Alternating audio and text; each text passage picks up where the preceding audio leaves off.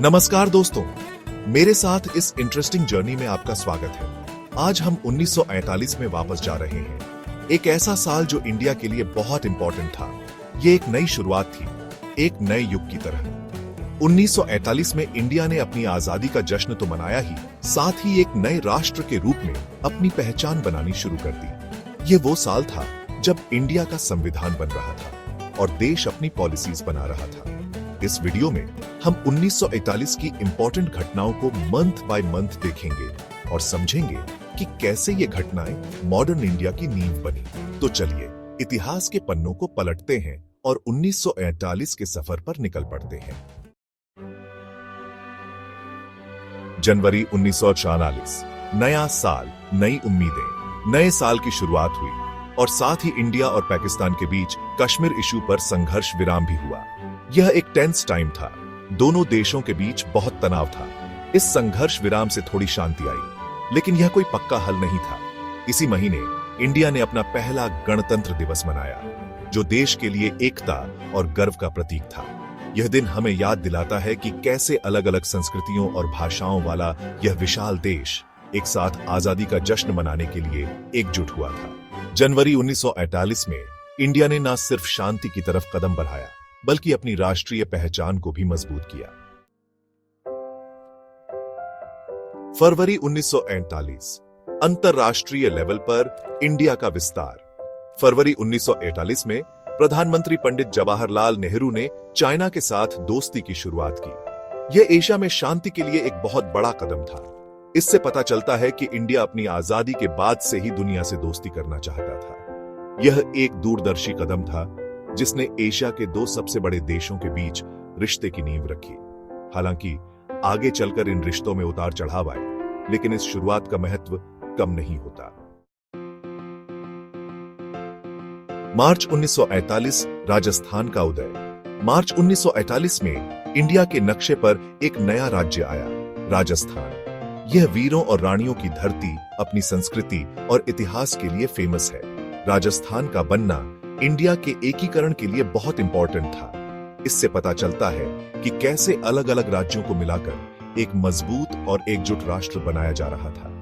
राजस्थान के लोगों ने इस नए अध्याय का बहुत खुशी से स्वागत किया और अपने राज्य को आगे बढ़ाने के लिए तैयार थे। अप्रैल 1941 में इंडिया सरकार ने संविधान बनाने की दिशा में एक बड़ा कदम उठाया। अलग अलग ग्रुप्स बनाए गए जिन्हें संविधान के अलग अलग पार्ट्स पर काम सौंपा गया। यह बहुत बड़ा और मुश्किल काम था, जिसमें पूरे देश की वैल्यूज और उम्मीदों का ध्यान रखना था। इसी महीने त्रावणकोर और कोचीन राज्यों को मिलाकर एक नया राज्य बना, त्रावणकोर कोचीन। यह भाषा के आधार पर राज्यों को बनाने की दिशा में एक महत्वपूर्ण कदम था। अप्रैल 1948 में इंडिया न सिर्फ अपने भविष्य की प्लान बना रहा था, बल्कि अपनी जियोग्राफिकल पहचान को भी नया रूप दे रहा था। मई 1941 में संविधान सभा ने इंडियन संविधान के ड्राफ्ट पर बातचीत शुरू की। यह एक ऐतिहासिक मोमेंट था जहां देश के फ्यूचर का फैसला हो रहा था। अलग अलग विचारों वाले लोग एक साथ मिलकर एक ऐसा संविधान बना रहे थे जो सभी को समानता, आजादी और न्याय दे सके। बहस बहुत गंभीर और इंटरेस्टिंग थी, जहां हर एक शब्द पर ध्यान से सोचा जाता था। यह लोकतंत्र का एक बहुत अच्छा उदाहरण था, जहां सबकी बात सुनी जा रही थी।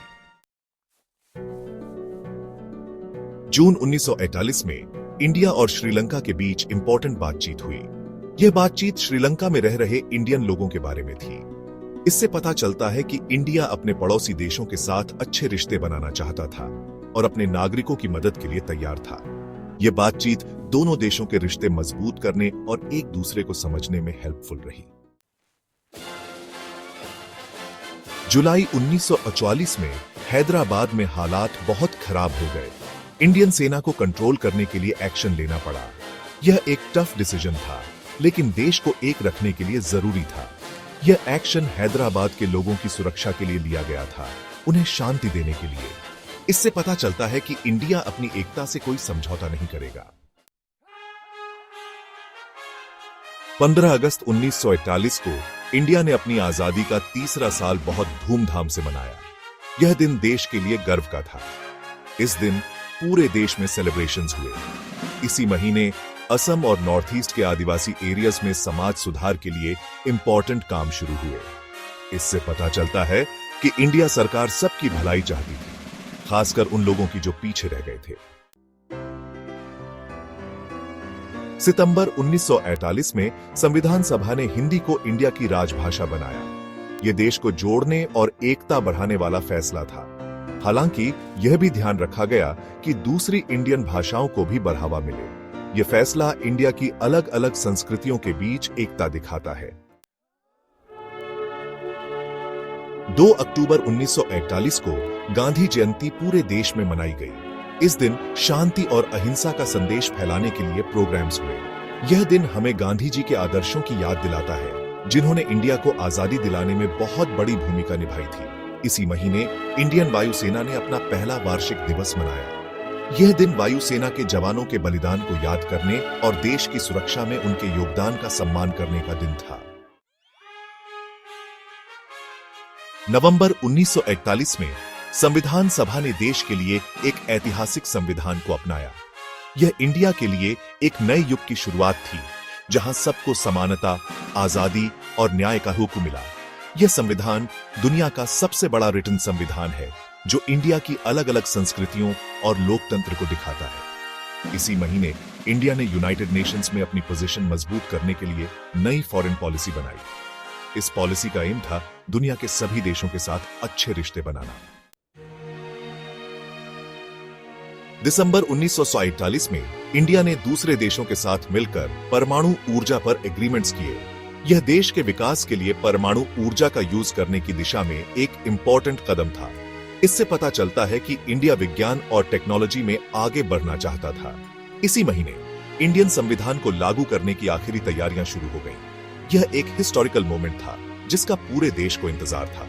26 जनवरी 1950 को इंडिया का संविधान लागू होगा और देश पूरी तरह से गणतंत्र बन जाएगा।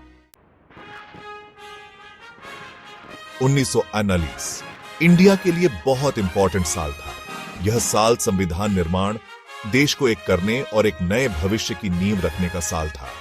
इस साल हुई घटनाओं ने मॉडर्न इंडिया को बनाया और उसे दुनिया में एक स्पेशल जगह दिलाई। 1949 हमें याद दिलाता है कि एकता, विश्वास और दृढ़ संकल्प से हम किसी भी मुश्किल का सामना कर सकते हैं। यह साल हमें अपने स्वतंत्रता सेनानियों, संविधान निर्माताओं और देश के लिए काम करने वाले सभी लोगों के बलिदान को याद करने और उनके सपनों का इंडिया बनाने के लिए प्रेरित करता है। चलिए हम सब मिलकर एक ऐसे इंडिया का निर्माण करें जो शक्तिशाली, समृद्ध और जहां सबको इक्वल अपॉर्चुनिटीज हो।